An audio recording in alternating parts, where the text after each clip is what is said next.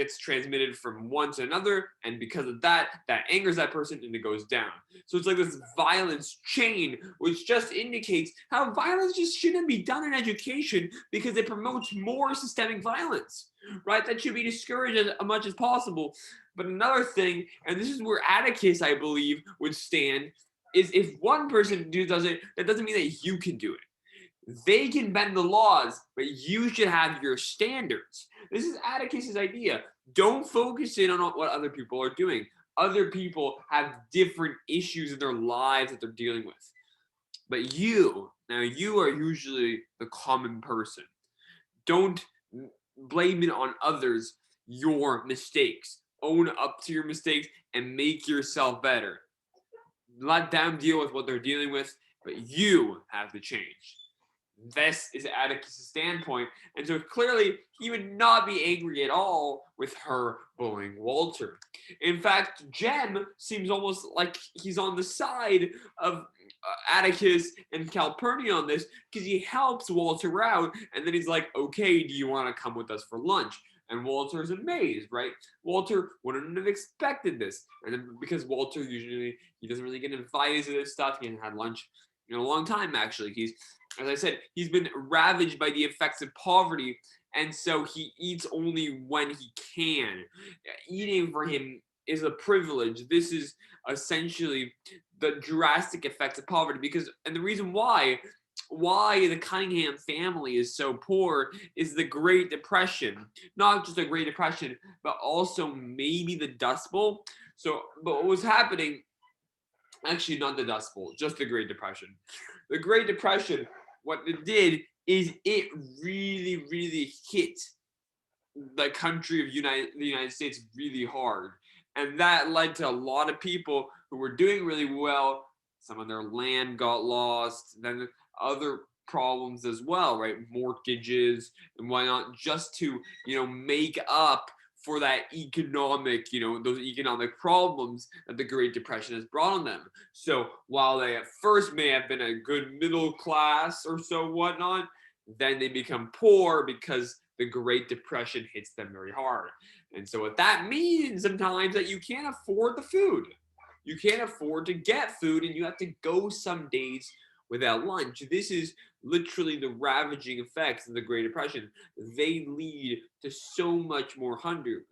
And though FDR plans to solve this later, as does Kennedy as well, allowing man to have his so that man is no longer hungry, man is no longer thirsty and whatnot. This does not happen until much later.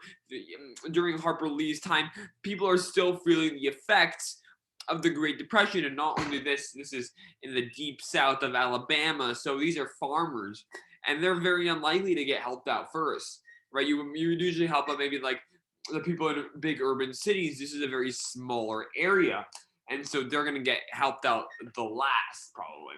Well, I'm just assuming that this is a small area because it's Alabama and it's Maycomb, but of course I don't really know, just based on the context and how most of these people are farmers.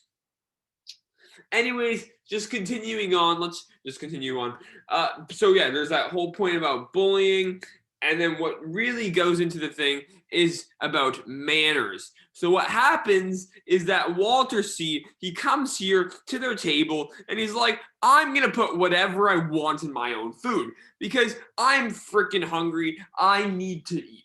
I need food. I'm starving. So what he does is he puts syrup on vegetables and fruit because he doesn't really care about flavor combinations. He cares about eating as a means of living. And so Scout makes rude comments, and what I mean is like she's like, oh God, what is he doing? What she doesn't understand it, and this kind of she gets bad looks from who's it called?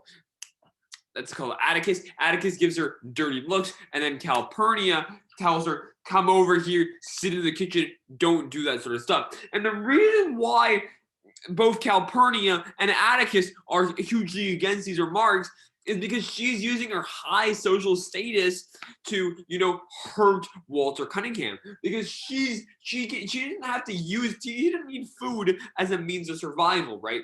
She can eat every single day without that being a worry. And now she's just asserting her dominance by saying, oh, look, I can eat, and what, you have to eat syrup? That's a huge problem because you're treating other people badly. You're treating people unfairly. You're not allowing them to deal with the issues that they're dealing with in poverty. You see, she doesn't understand what he's going through, how hard it is for a meal. Because when you're in that situation, you will do anything to eat something. And of course, Scout does not acknowledge that because she doesn't step into the other person's shoes. This is not only seen with Jem, this is also seen with Miss Caroline. Although with Miss Caroline, it's not as high as a degree as with Jem, but it's still pretty big. And this is a life lesson that Atticus decides to teach. And this is what I'm going to talk about in the number 2. What is the logic that he uses? But before I talk to you guys about the life lessons, let's just go back to what happens after lunch. Well, they go back to school. That's what they do. And what happens is that they find lice in someone's hair. His name is Burris Ewell. Okay. And there's a big problem with this. Burris Ewell is a mean bully. Okay. And so he doesn't like getting angered one little bit. And so the thing about Burris Ewell is that he only comes to school the first day of school. He doesn't come any other day because he only has to come the first day.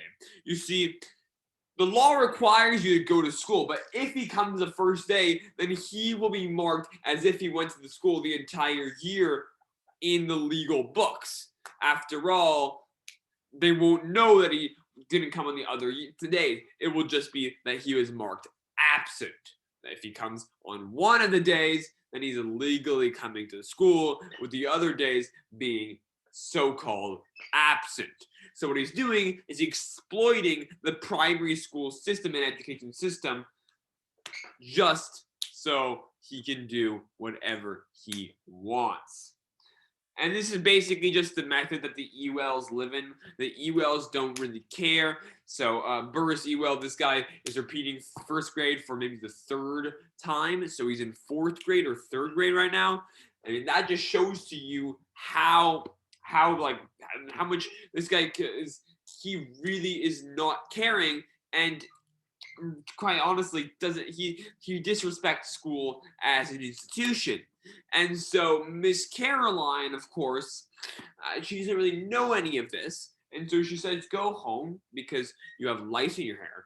And when he gets really angry, he's like, I go home every other day besides this day, and you're telling me to go home this day?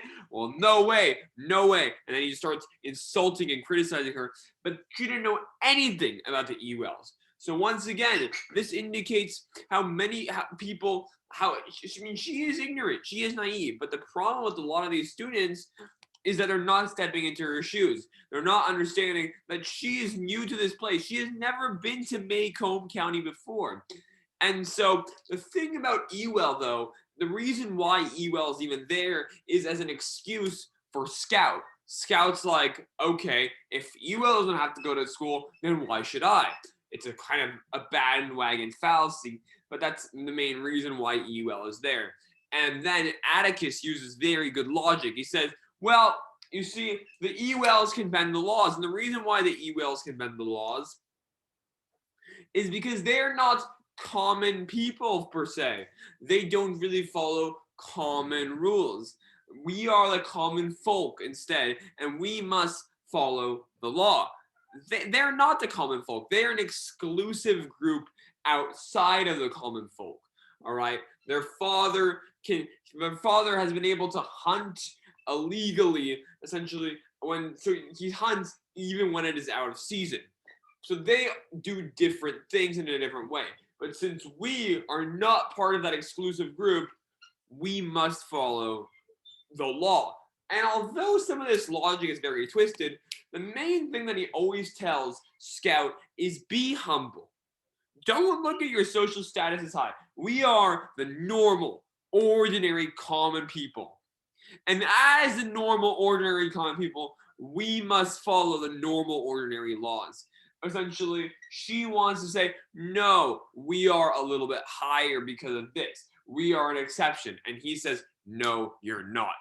get that into your brain. No, you are not. So the main sort of logic is humbling, realizing that you are not some high definition. You should not compare yourself to other people, and you should step inside your shoes. He's all about teaching life lessons. He's telling her, step inside Miss Caroline's shoes. Understand that Miss Caroline has never been to Macomb County. She doesn't understand the different things about different people. Don't be mean to her. It's her first day on the job. Sure, she may be angry that you don't know how to read, but once again, it's her first day. Cut her some slack, okay? And then he makes a compromise. And the last thing is really just this compromise. This compromise, what this compromise is he says, okay, we'll read in secret as long as you don't tell Miss Macomb. And this is what I like to call parenting. It's a compromise that Scout thinks, she's a first grader, by the way. Scout thinks, oh, this is really great. Look at that. Everything looks fine. But the thing is, this compromise is not some sort of like thing that's hugely benefiting Scout. It's not some secret activity that Atticus is talking about. When Atticus is like, don't tell the teacher about this, what he's trying to say to her is just namely this. It's not that it's illegal to read extra or whatnot, but it's not necessarily encouraged by the education system. I'll let you do it. I'll let you do it in exchange for this, right? So he's getting more in exchange for it, and honestly, he probably believes himself that rule is dumb. So he's letting her do it because he believes that the rule is dumb, but he's not conceding that because then she'll get more in exchange. He wants to make sure that she gets less in exchange, like she doesn't have to do, so that basically, she doesn't get as much. She only gets the reading in exchange for like putting herself in other people's shoes, because remember, he wants her to become better and not give her any privileges. So the privileges he does give her are privileges that he feels like she should have, but he just does not admit that because he doesn't want to give her additional privileges. Thank you guys for reading. I know that was a little bit wobbly. If you didn't understand it, please tell me in the comments below. And as always, thanks for reading. Don't forget to subscribe. Bye.